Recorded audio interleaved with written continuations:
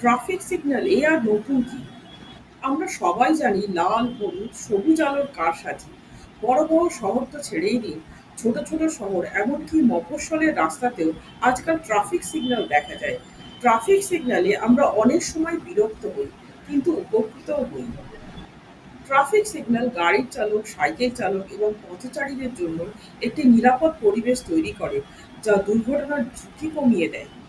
যানবাহন চলাচলকে নিয়ন্ত্রণ করে, ফলে যানজট কমে আসে এবং মসৃণভাবে যানবাহন চলাচল করতে পারে। কিন্তু এই ট্রাফিক সিগন্যাল কে উদ্ভাবন করে? পৃথিবীর কোথায় তার প্রথম ব্যবহার শুরু হয় তা কি আমরা জানি?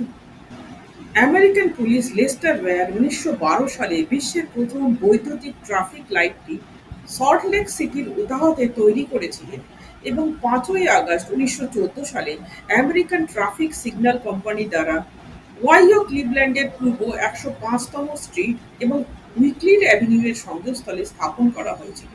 এই প্রথম বৈদ্যুতিক মডেলটিতে লাল এবং সবুজ আলো ছিল এবং এতে একটি শব্দকারী বাজার ছিল, যা সংকেত পরিবর্তনের সময় সতর্কতা দিত। জেমস হোজের নকশার উপর ভিত্তি করে এই বাজারটি ব্যবহার করা হয়েছিল, যা রং পরিবর্তনের বিষয়ে সতর্ক করত এবং এটি একটি পুলিশ এবং ফায়ার স্টেশন থেকে ম্যানুয়ালি নিয়ন্ত্রণ করা হতো।